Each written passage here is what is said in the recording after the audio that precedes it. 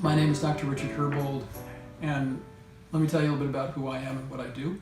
My background is almost 40 years of clinical practice as a chiropractor, and currently I would say that my practice is not necessarily a traditional chiropractic practice, and that my board certification as a chiropractic neurologist and my board certification as a clinical nutritionist gives me a slightly different approach to looking at puzzles of health, incorporating not only structural, anatomical, neurological concepts, but also physiological prospects.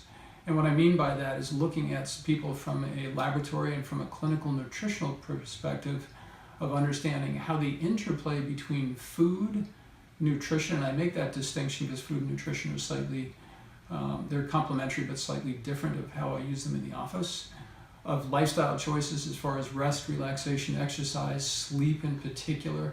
All these facets are part of what we're going to be incorporating into not only assessing what your personal habits are, but also potentially to match what challenges that you have to give you the tools to be able to alter those in a more positive way.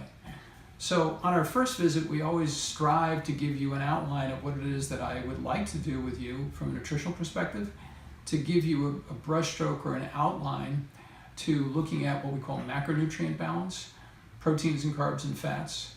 And we do that as a baseline understanding that we're also going to be measuring your bioimpedance or your body composition to say, regardless of my opinion about what it is that you should do, if you're moving more optimally to a better level of health, we use a tool called electrical bioimpedance. And let me tell you a little bit about what that does. It's a non-invasive tool. We put two little stickies on your hand and your foot, and we pass a very small current from your hand into your foot. And that might sound a little bit ominous.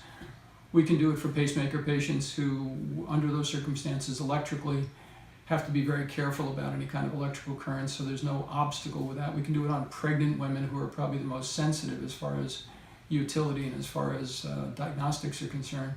And the non-invasive approach of using this gives us very accurately in 3 compartments muscle, fat, and fluid.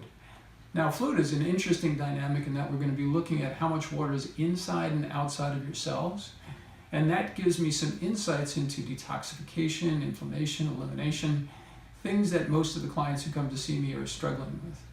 We also do what's called a heart rate variability assessment, and heart rate variability is very non-invasive. Once again, everything we do in the office is non-invasive. We put a little heart rate monitor around your chest that runners oftentimes will use.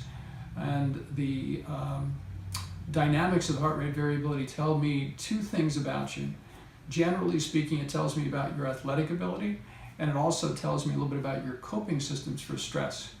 So without directly measuring cortisol, which is a hormone which we might decide to do, or to measure and assess, it tells us a little bit about the flexibility of the 2 parts of your autonomic nervous system. Actually, there are 3 parts to it called the sympathetic, parasympathetic, and the enteric nervous system.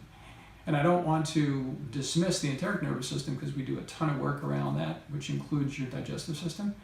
But under these circumstances, we're really looking at how your body deals with fight or flight or stress and relaxation. And it very accurately tells us from a baseline of how well, under slight levels of stress, how your body is coping with those mechanisms. So my intention in spending a little bit of time on this video is to diffuse some of the anxiety that you might be feeling, or also to help to qualify some of the curiosities you might have of, well, why would I go see Dr. Herbold to begin with? Well, I think the reason you'd go to see me would be if you're struggling with problems that don't become very clear in the general health system, is understand that we look at things very differently. And as a chiropractic neurologist and as a board-certified clinical nutritionist, board certifications in both areas, I look at you from a neuro-endocrine-immune approach. I look at you neurologically, I look at you hormonally, and I look at you immunologically, hormonally, and metabolically.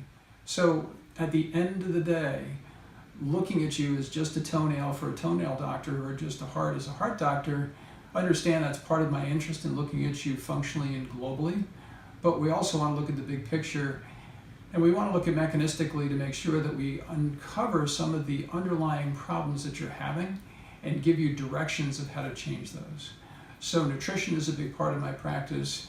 Lifestyle is a big part of your practice. If you're not sleeping well, if you're not getting enough sunshine, exercise, we really hold your feet to the fire if you're struggling to do as much as you can without stressing you out consistently to change your patterns. So I hope that's helpful. I hope that solves some of the curiosities of why you might come to see me, and I really enjoy and look forward to meeting you. Thanks so much for